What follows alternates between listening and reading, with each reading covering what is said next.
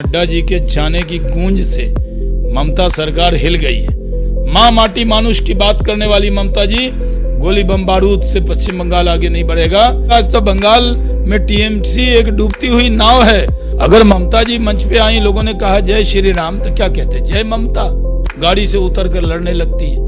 आज किसान भी अब समझने लगे हैं कि विपक्ष उनके कंधे पर बैठकर राजनीति कर रहे हैं। रेहाना मियां खलीफा जैसे लोग ट्वीट करें और सचिन तेंदुलकर बोल दे तो वो गुनाहगार हो जाए। पंजाब में सरकार उनकी है, पूरा दुरुपयोग हो रहा है किसानों को उकसाने के लिए। वीर तुम बढ़े चलो, लाल किला चले चलो, यही ट्वीट कर दिया था राहुल गांधी जी ने। दरवाजा खुला है, ये सरकार आपकी है, आप हमारे हैं, बातचीत होगी और हल होगा। पार्लियामेंट में सिर्फ इमोशनल भाषण हो रहे हैं, कानून पर एक शब्द ये लोग नहीं बोल रहे हैं।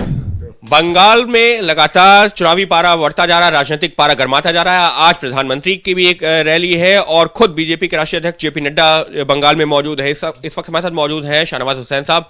सर, पूरा फोकस बंगाल पर, प्रधानमंत्री से लेकर के बीजेपी के राष्ट्रीय अध्यक्ष जेपी नड्डा सब बंगाल में मौजूद। हमारे राष्ट्रीय अध्यक्ष आदरणीय जगत प्रकाश नड्डा जी के जाने की गूंज से ममता सरकार हिल गई है। टीएमसी को नड्डा जी से अब डर लग रहा है, क्योंकि जिस तरह जनता में समर्थन मिला है, जिस तरह से हमारे राष्ट्रीय अध्यक्ष के नाम के साथ अपमानित करने की साजिश की थी, जवाब बंगाल की जनता दे रही है। और प्रधानमंत्री का दौरा है, प्रधानमंत्री आज बंगाल के लिए इतना बड़ा प्रोजेक्ट दे रहे, बंगाल के युवाओं में उत्साह है, इससे भी टीएमसी को घबराहट है। क्या बंगाल के लिए अच्छे काम करने से टीएमसी को इतनी दिक्कत दुश्वारी क्यों आती है? जवाब देना होगा। पश्चिम बंगाल को तरक्की के रास्ते पर ले जाना है, पश्चिम बंगाल को सोनार बंगला बनाना है। माँ माटी मानुष की बात करने वाली ममता जी गोली बम बारूद से पश्चिम बंगाल आगे नहीं बढ़ेगा।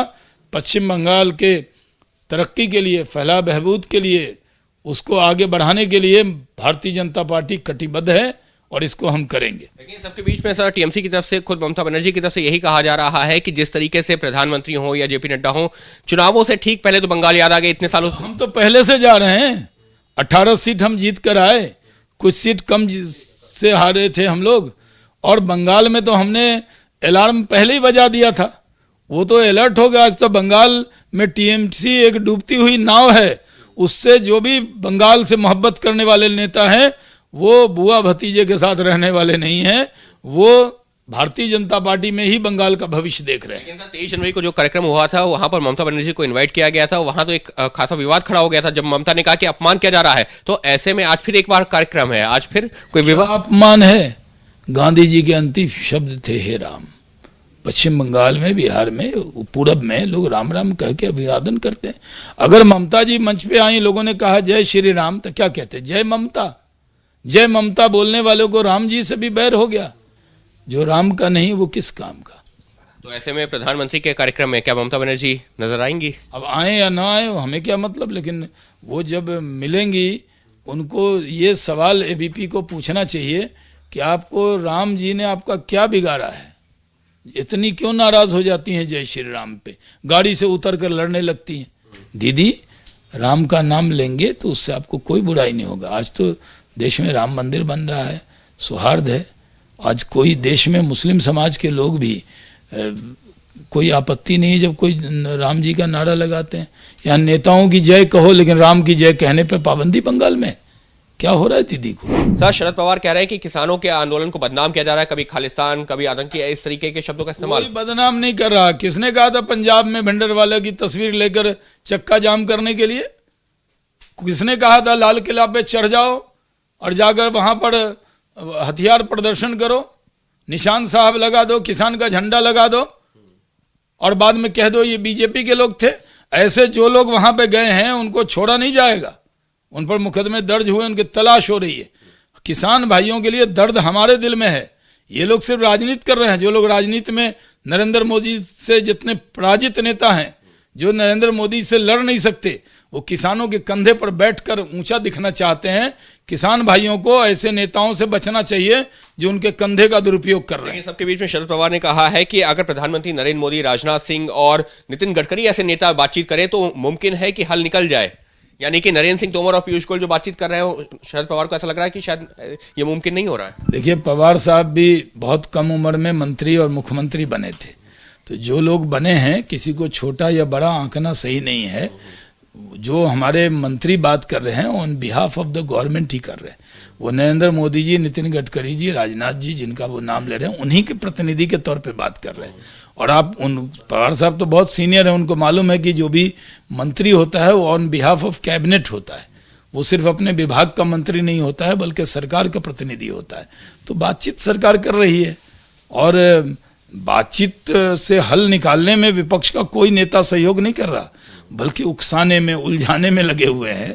और इन्हीं वजह से आज किसान भी अब समझने लगे हैं कि विपक्ष उनके कंधे पर बैठकर राजनीति कर रहा है। लेकिन सबके बीच में जिस तरीके से सचिन तेंदुलकर समेत अन्य सेलिब्रिटीज ने ट्वीट किए थे, तो पवार साहब ने सचिन तेंदुलकर को सलाह दी है कि अगर आपका क्षेत्र ना हो तो सोच समझ कर ट्वीट करें, इस तरीके के ट्वीट ना करें। क्षेत्र देश है, पूरे दुनिया में रेहाना मियां खलीफा ट्वीट करे, उस पर कांग्रेस और यूपीए के नेता कुछ नहीं बोलेंगे। और सचिन तेंदुलकर, जिसको भारत रत्न पवार साहब के मंत्री रहते उसी सरकार के दौरान मिला, और वो देश के लोगों के दिल की धड़कन है। और अगर उनको दुख होता है कि रेहाना मियां खलीफा जैसे लोग ट्वीट करें और सचिन तेंदुलकर बोल दे तो वो गुनाहगार हो जाए। और रेहाना मियां खलीफा के खिलाफ कोई भी यूपीए का नेता बोलने को तैयार नहीं है। और भारत रत्न को वो सलाह दे रहे हैं, जिस तरह युवा कांग्रेस के लोगों ने सचिन तेंदुलकर की तस्वीर को अपमानित किया, जिस तरह से केरल में कम्युनिस्टों ने व्यवहार किया, ये भारत रत्न का अपमान ये देश बर्दाश्त नहीं करेगा। सर, राहुल गांधी ने एक और ट्वीट की, किसानों का आंदोलन दृढ़ शक्ति दिखाता है। देखिए, किसानों के लिए सबसे बड़ी दिक्कत, दुश्वारी ये हो गई है कि उनके समर्थन में राहुल गांधी जी ट्वीट करते हैं। राहुल गांधी जी जिसके पक्ष में ट्वीट करते हैं उसके बारे में चर्चा अलग हो जाती है। राहुल गांधी जी का कहना कि अहंकार है, अरे अहंकार तो राहुल जी आपका आभूषण है, आपका गहना है कांग्रेस का। 2 बार विपक्ष के नेता का दर्जा भी जिस पार्टी को न मिला हो, उसके बाद भी अहंकार उन लोगों का नहीं गया हो, तो क्या कर सकते। हम किसान भाइयों के लिए काम करना चाहते हैं, उनकी आमदनी कैसे बढ़े इसके लिए सरकार चिंतित है, लेकिन कांग्रेस पार्टी उनको गुमराह कर रही है। पंजाब में सरकार उनकी है, पूरा दुरुपयोग हो रहा है किसानों को उकसाने के लिए।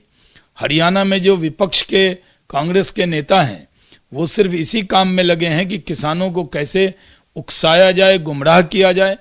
और इसी वजह से इन लोगों ने वीर तुम बढ़े चलो, लाल किला चले चलो, यही ट्वीट कर दिया था राहुल गांधी जी ने।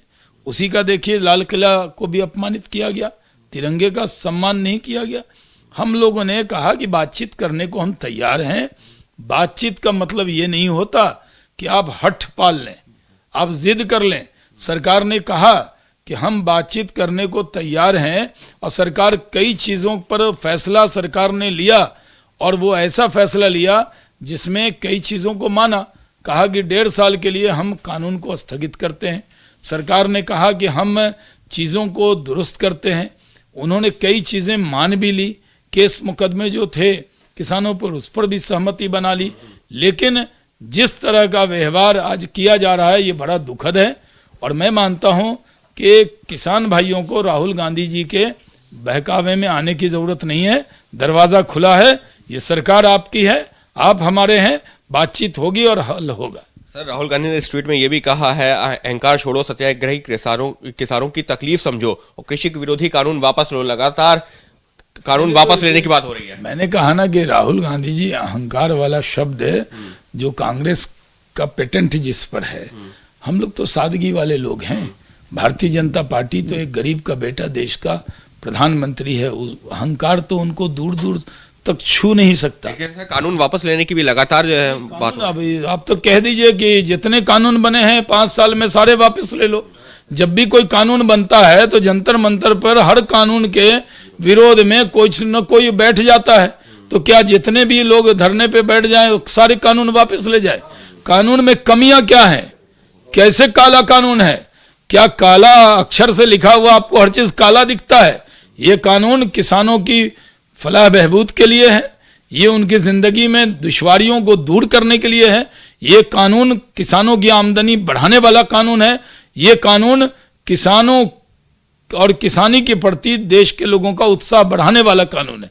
अगर कोई कमी है तो क्लोज बाय क्लोज बोलिए। पार्लियामेंट में सिर्फ इमोशनल भाषण हो रहे हैं, कानून पर एक शब्द ये लोग नहीं बोल रहे हैं। नरेंद्र सिंह तोमर जी की चुनौती को उन्होंने स्वीकार नहीं किया कि बताइए क्या काला है। कानून अच्छा है, लेकिन फिर भी बातचीत करने के लिए हम तैयार हैं। किसान भाइयों को कांग्रेस के उकसावे में नहीं आना चाहिए। किसानों को कांग्रेस के उकसावे में नहीं आना चाहिए। कानून में अगर कहीं कोई खामी है तो उसके बारे में बताना चाहिए, ना कि सिर्फ राजनीति के लिए इस तरीके के बयान देना चाहिए। ये कहना है शाहनवाज हुसैन साहब का। Ankit Gupta, ABP News, Delhi.